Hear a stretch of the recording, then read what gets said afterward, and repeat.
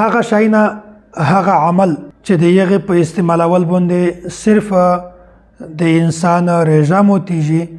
په دا باندې صرف د رژې قضایي شته د رژې کفاره نشته.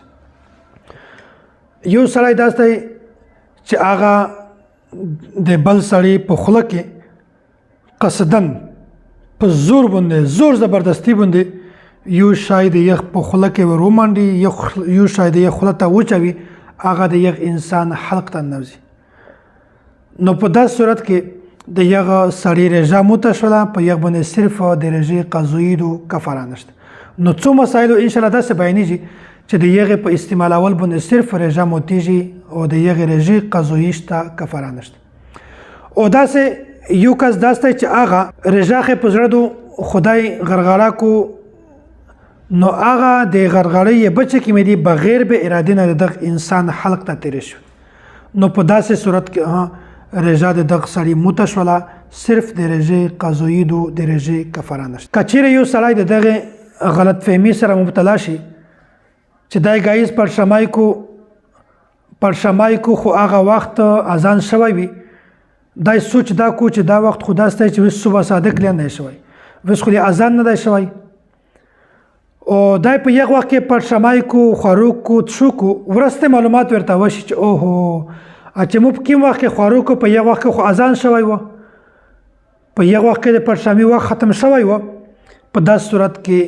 دغه سړي رژه موتیږي صرف د رژې قضایي د رژې کفاره نشته. یا داسې یو کس دی هغه د رژه موتي په حالت کې دی یا وریځ دو یا داسې ګار دی د دا سوچ وکړه چې وس خو د ماشوم اذان شوی دی لهذا رژه موته که رژه یې موته کړله ورسته معلومات ورته وشه چې کوم وخت کې چې مو رژه موتوله په یو وخت کې خو ماشوم شوی یا نه و ورسته غرمر وخوته یا ګاړی دوکا ورکړه ګاړی په یو وخت کې سیل ختم شوی و کارتس ختم شوی و د رژه موته کړه ورسته پته ورته ولګېده چې اوس خو یې مزدیګر دی یا ماشوم اذان ته خو څو منټه پوته دي په داسې صورت کې د دغه سړي رژه د دغې ښځې د رژه موتیږي د رژې قضایي شته د رژې کفاره نشته. او داسې موده خبره بیان کړې وه چې د کفارې تعلق د صرف د رمضان مبارک د میاشتې سره دی. که د دغه میاشتې نه علاوه بل څوک یوه رژه قصدن موته کو پابندې صرف قضایي کفاره نشته. د رژې په حالت کې ټوتپیسټ دا استعمالول یا د غوښې صفو کولوله دوایي دغه استعمالول آیا په دا باندې رژه موتیږي او که نه رژه مکروه کیږي او که نه. ټوتپیسټ استعمالول باندې یا د دغه دوایي په استعمالول باندې رژه موتیږي نه خو رژه مکروه کیږي د رژې په ثواب کې کمی راځي. او که چیرې هغه د دوایي یا د ټوتپیسټ اثرات ذرات هغه حلق ته لوړ شي ترې کو بیا په یو صورت کې رژه پې موتیږي قضایي کفاره نشته. داسې د رژې په حالت کې که چاته د بیماري د سختولي یا د بیمارۍ چې کوم مدت ته وخت د یغ د زیاتولي خطره وه یغې غالب ګمان دا و چې که زه رژه نسمه د مو بیماري سختیږي او که زه رژه نسمه زه خو عام وخت کې په لاس ورځې کې ټیکېږم چې رژه ونسه زه په 2 میاشتو کې ټیکېږم دا مدت زیاتی شي د رژې په وجه باندې بیا داسې خلک رژه موتولی هم شي په یو صورت کې صرف قضایي کفاره نشته. یا داسې سړی وي چې د یغه خوله ته مچ ننوځي یا میاسی ننوځي یا حشرات الارض وړیکی شی بل ننوځي او بیا هغه اتفاقا د حلق ته ننوځي یا داسې ګرد وي هغه د خوله ته ننوځي یا داسې لیګای وي هغه خوله ته ننوځي